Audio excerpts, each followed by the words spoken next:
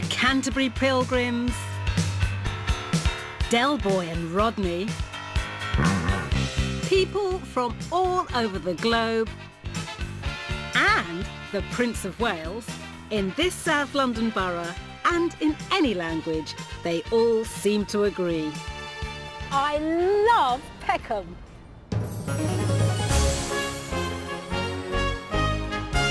On today's show, we have hymns from a church with a vibrant musical tradition, All Saints in Peckham.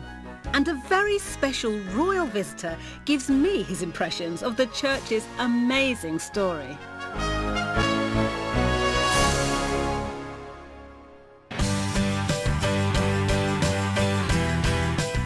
In medieval times, pilgrims travelling from London to Canterbury passed through the village of Peckham, an area renowned for producing exotic fruits for the king's table. Nowadays, the only kings are the pearly kings down the Old Kent Road. Or should that be the Old Kent Frog and Toad? Did you know that in Cockney rhyming slang, Peckham Rye is your tie, and that Peckham was the fictional home of Del Boy and Rodney from Only Fools and Horses? But it wasn't to the Trotter's flat in Nelson Mandela House, although it was to Peckham, that the world's first ever stamped envelope was sent back in 1840. Although that's not nearly enough postage for most of today's Peckham residents to write home. More than 50 different nationalities live here, including the United Kingdom's largest African population.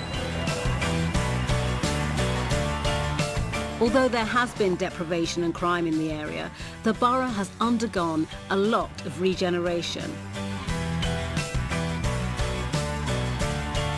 Peckham's now very much part of the bustling metropolis and seems a world away from the rural village of 250 years ago. But in the vibrant spirituality of this place, the locals still celebrate William Blake, the 18th century poet and writer of Jerusalem, who as a child had a brightly coloured vision of angels in a tree on Peckham Rye. Well, the congregation at All Saints Peckham don't claim to be all angels, but they do have a pretty heavenly choir. And as you'll find out, they are certainly a church with a vision.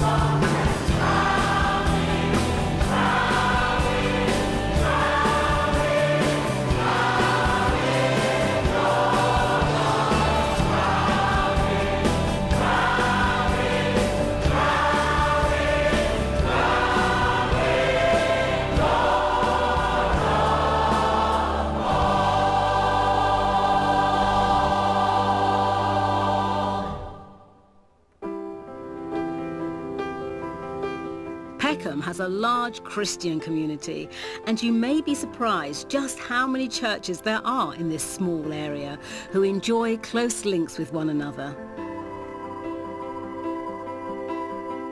All Saints was started by a man called Joseph Gaster with a heart for this community, and he and an early congregation built a school and a church hall and a church and grew with a very missionary-minded approach to this community. That then flourished all the way through till the 1980s and then started to be affected by the huge transition in our community and started to dwindle as a congregation. Well, things got to an even more desperate state, a sense of just facing facts and demolishing the church and all of the surrounding area and building flats for this local community and a small worship centre. The stories of the lowest ebb really talk about a group of committed people who were desperate to see God move in this area of Peckham and also within their church. I pray that you would touch them, even those in the hospital. A group of ladies, mostly elderly, mostly Caribbean, who've lived here for up to 30 or 40 years and have been meeting every Thursday to pray, cry out to God for particularly the young people of Peckham and for the life of the church. We lift this place up before you, this church, every man. The church was up for sale because then the diocese feel that, you know, we couldn't afford to keep it. It was cold and damp, no heating, and the hall was just collapsing. We had to keep patching it up all the time. It was at its lowest, and we never give up. We just continue to ask God to send in the right people, and it began to work from there, and we never stop. We just continue to give God thanks for that. My oldest son, he was a church warden, he was a vicar, he was a chairperson, he was a painter, he was a decorator, he was everything, Sunday school teacher, you name it, and he was doing it. And it was like a family. Prayer is the most powerful thing we could ever have. And you have to wait on the Lord, because if you're going to rush things, it won't happen. But God does things in His own time. And we believe in prayer because it works miracles, it does everything. And then all of a sudden just started to pick up, and young people begin to come. And it was so exciting to see the young people coming in Sunday after Sunday. I said, when you ask God for something, believe that He will do it, because He just did it. We believed that the role of the church was to be a light within this whole community and to make sure that every single person that came through this area had an opportunity to have a relationship with Jesus Christ. Our vision was that a church that is made up of so many different cultures should have a worship that is also representative of our different backgrounds. And so we set about by asking Bill to come on board to draw out the best of the old and the new, to draw in elements of the different cultures that were represented within Peckham. I think for me, it's been a process of learning a lot of these old hymns. I have been able to learn from these ladies, learn from Gerline and learn from Nesta and learn from Peter, the songs that they've been singing for years. I just love playing my tambourine, I love clapping my hands, and I like dancing. It's been wonderful looking in the sense of kind of the real richness that the lyrics of these old hymns have, and to think a way in which we can use them in contemporary settings.